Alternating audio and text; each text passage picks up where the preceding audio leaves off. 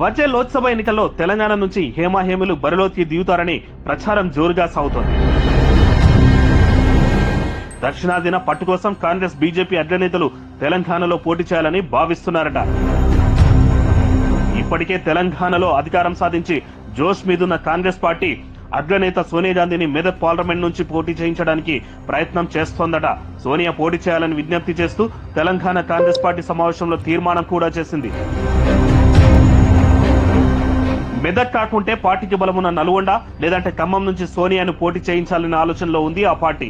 సోనియా పోటీ చేస్తే రాష్ట్రంలో మెజార్టీ సీట్లు తామే గెలుచుకోవచ్చని ఆశపడుతోంది కాంగ్రెస్. ఇక సోనియా గనుక మెదక్ నుంచి పోటీ చేస్తే కేసీఆర్ కూడా అక్కడి నుంచే పోటీ చేసే అవకాశం ఉంది.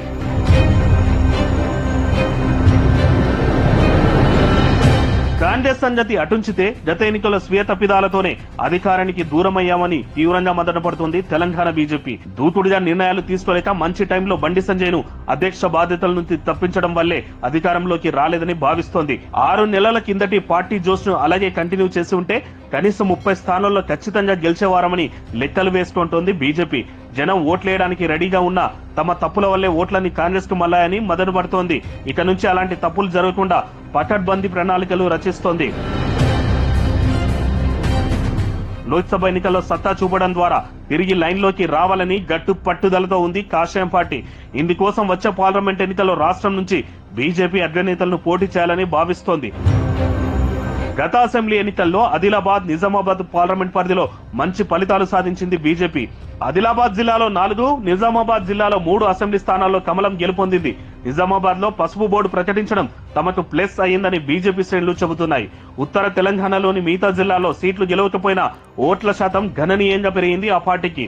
దీంతో నార్త్ తెలంగాణలోని మెజార్టీ పార్లమెంట్ స్థానాలతో పాటు పార్టీకి బలమున్న మహబూబ్ నగర్, సికింద్రాబాద్ వంటి పార్లమెంట్ స్థానాల్లో కూడా గెలుపు కోసం వ్యూహాలు రచిస్తోంది. ఏకంగా ప్రధాని మోడీని తెలంగాణలోని ఏదో పార్లమెంట్ స్థానం నుంచి పోటీకి దింపాలని భావిస్తోంది కమలదళం. మహబూబ్ నగర్ లేదంటే నిజామాబాద్ నుంచి మోడీ పోటీ చేస్తారని ప్రచారం జరుగుతోంది. నిజామాబాద్ పార్లమెంట్ స్థానంలో ప్రస్తుతం ధర్మపురి అరవింద్ సిట్టింగ్ ఎంపీగా ఉన్నారు. గత ఎన్నికల్లో అప్పటి సీఎం కేసీఆర్ కూతురు కవితపై విజయం సాధించి సంచలనం సృష్టించారు. ఆ తర్వాత కేసీఆర్ ఫ్యామిలీపై మాటల దాడితో ప్రజలకు మరింత దగ్గరయ్యారు అరవింద్. ఇటీవలి అసెంబ్లీ ఎన్నికల్లో నిజామాబాద్ పార్లమెంట్ పరిధిలో బీజేపీ 30% ఓట్లను సాధించింది. బేసిక్ గా పార్లమెంట్ ఎన్నికల్లో జాతీయ పార్టీల వైపే ప్రజలకు ఎక్కువ మగ్గు చూపే అవకాశం ఉన్నందున బీజేపీ ఓట్ల శాతం మరింత పెరిగే అవకాశం ఉంది. ప్రధాని మోడీ గనక ఇక్కడి నుంచి పోటీ చేస్తే నిజామాబాద్ తో పాటు తెలంగాణలోని ఎంపీ సీట్లపై కూడా ఆ ప్రభావం పడే ఛాన్స్ ఉంది. ఫలితంగా ఆ సీట్లని బీజేపీ వశమవుతామని ఆ పార్టీ భావిస్తోంది. ఎలాగైనా మోడీని ఒప్పించి తెలంగాణ నుంచి పోటీ చేయించాలని స్కెచ్లు వేస్తోంది. దక్షిణాదిన బలపడాలని చూస్తున్న ఆ పార్టీ అధిష్టానం కూడా ఇందుకు ఒప్పుకునే ఛాన్స్ ఉంది. నిజామాబాద్ కాకపోతే బీజేపీ మొదటి నుంచి బలమున్న మహబూబ్ నగర్ నుంచి మోడీ పోటీ చేసే ఛాన్స్ ఉందని ఆ పార్టీ నేతలు చెబుతున్నారు.